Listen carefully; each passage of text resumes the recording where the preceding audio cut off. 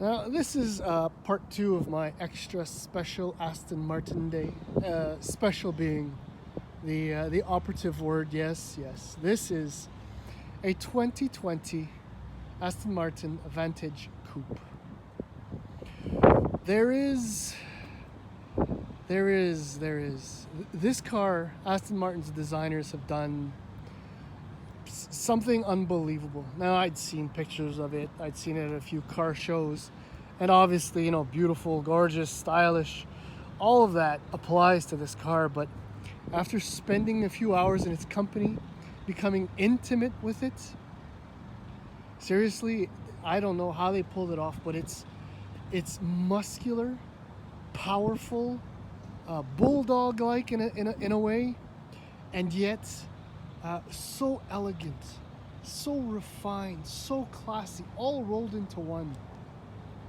And it kind of reminds me of the wife's black dress, which leaves very little to the imagination, but at the same time reveals next to nothing. I don't know if that makes sense at all.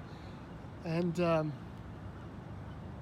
I am absolutely stricken with this car. I've been a fan of the Vantage since the very beginning. Not going as far back as the DB2, obviously, but in the last 2 decades, if you will. And but this is something else. Base price for a Vantage in Canada is $175,944.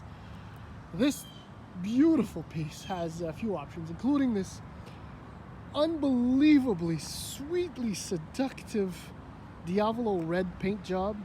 These black and not chromed but polished spoke wheels. $6,100 for each option, so a little over 12 grand just for those two options.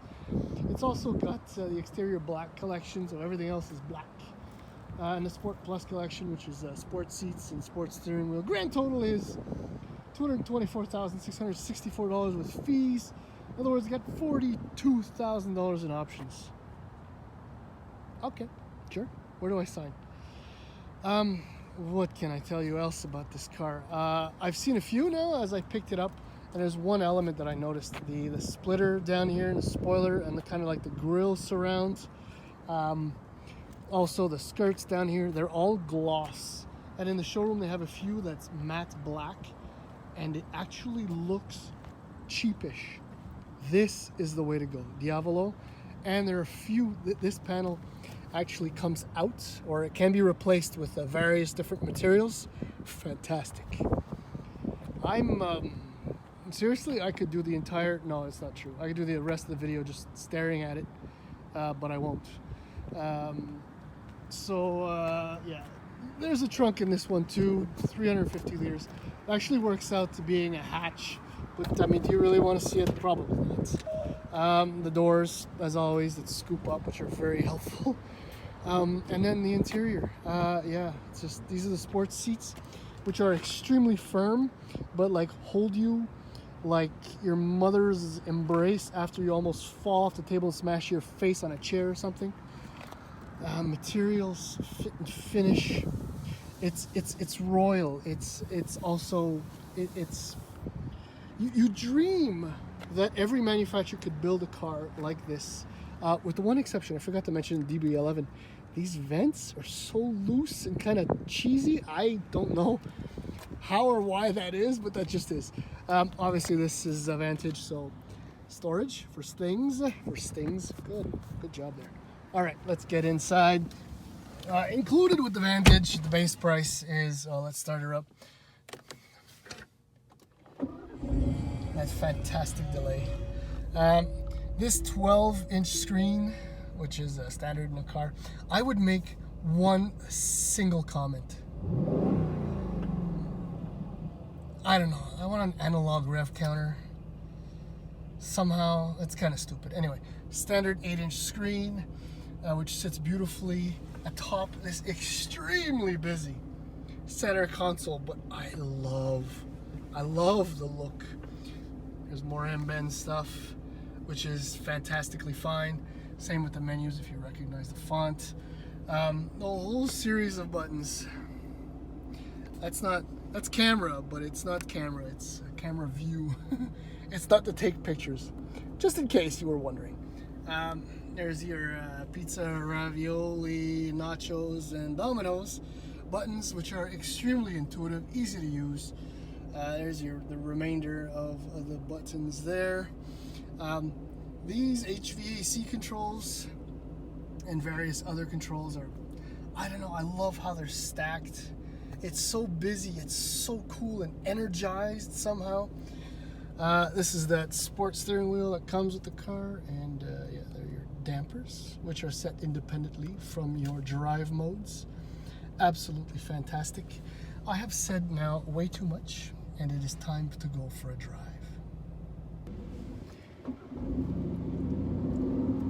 All right, so driving the Vantage is it's completely different. This is a whole other beast compared to the DB11. To put it in a certain way, the DB11 speaks volumes to the older man that I am becoming. It has the performance, it has the panache, it has the comfort, the refinement, and then the Vantage, well, I mean, it's yelling at the 19-year-old psycho me who just can't get enough of driving fast and loud things and handling and power. It is a completely different beast. I can put it another way. If I use... No. The Vantage is like a GT3, a Porsche 911 GT3 dialed back half a notch. To give you an idea of how, not necessarily hardcore this thing is, but how for real its performance potential actually is. And it starts with the twin turbocharged Hutton, the V4-liter V8 AMG source, just like the DB11, 503 horsepower. In this one, it's 505 pound-feet of torque, which is just a slight bump over the DB11. I don't know why. But there's a difference. There are, in fact, a few differences that are all related into one. This one has more of a C63S violence to it. It is vindictive. It is angry. It is just. It wants. It's a grenade. You never know when it's. No, you know when it's going to go off. But the point is, I'm trying to make is essentially that. It also makes a little different noise that is more reminiscent to that of the C63. Here's another example of the difference between this and the DB11. Now, the old man in me loves the GT drive mode in the DB11. Then it's Sport, then it's Sport Plus. Now, the Vantage, there is no GT or Comfort or Normal. In fact, the Normal is Sport. That's it. So that tells you right away. I mean, if the DB11 is dialed in at 8, this one starts at a 9.5. And then, anticipation, there we go, Sport Plus. Now, like the DB11, everything just gets, Jesus, fudge brother. Thank God for the ELSD, making sure that the power is just set up perfectly to the wheels. Oh my God. Yeah, and the ZF8 speed is like, it's a machine gun is what it is. But the only difference is that it can take back the bullets or fire them unbelievably fast. And there's one more drive mode too. Track. Yes. I won't nail it because no, I don't want to break anything. So I'm going to go back into Sport, the normal drive mode, and just add the fact that, like the DB11, those brilliant Aston Martin engineers, the thinkers that they are, the dampers, adaptive suspension, are also separate from the drive modes. So I could be in track mode and have the dampers in soft, or aka normal, call it what you will.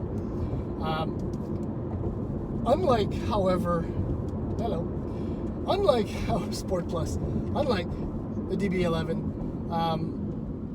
this one, once you get into Sport Plus, things aren't exactly cosseting or smooth. And then in track, well, you use it for the track, save it for the track. Although I'm willing to bet that in comfort, it's at least as much fun with that extra wheel travel. What else? It's fast. Yeah, 0 to 100 kilometers an hour, 3.6 seconds, which works out to like 0 to 60 in about 3.5 seconds, which is ballistically fast. Okay. Unlike the DB11, I'm happy to report, and not so much at the same time. The brakes are kind of the exact opposite. So the DB11, a lot of travel and very grabby. This one, very little travel, but very little actual binder response gripping onto the vented discs. So you gotta press. If I had to choose between the two, I'd go with this one, because you get used to just applying more pressure to screw off a speed that piles on very, very fast. I have to admit, I mean, I've always respected Aston Martin. I've driven that many in my career, but today has been illuminating. These cars, the AMs have always been world class, but this Vantage had to drive better. I drove a Vantage S convertible years and years ago, and it was good. It was really good. And I've been a fan of the Vantage for the last 2 decades. I mean, you can't not like the Vantage. I mean, I'm not going to say that I was a fan of the DB2, obviously Vantage, but the point is, this is an extraordinary car, like the DB11. And if I had to pick between the two, I mean, I gotta stay young. This thing it gives me all the fizzes. I mean, I have goosebumps just driving, enjoying the steering, which is not overly fast, but it's so immediately responsive. I mean, this thing, it's 2.4 turns lock to lock. That's it. I mean, you can literally turn on a dime. You feel like you're doing a donut, but you're only just feathering the throttle. You're not doing a donut. What else? I mean, I guess that's it. If I had to pick between the two, I know that they're not the same. I've clearly demonstrated that. This one, the Vantage, for the extra noise, for the oh, holy crap. Okay, so DB11 was special, but this is specialer. Okay, specialer.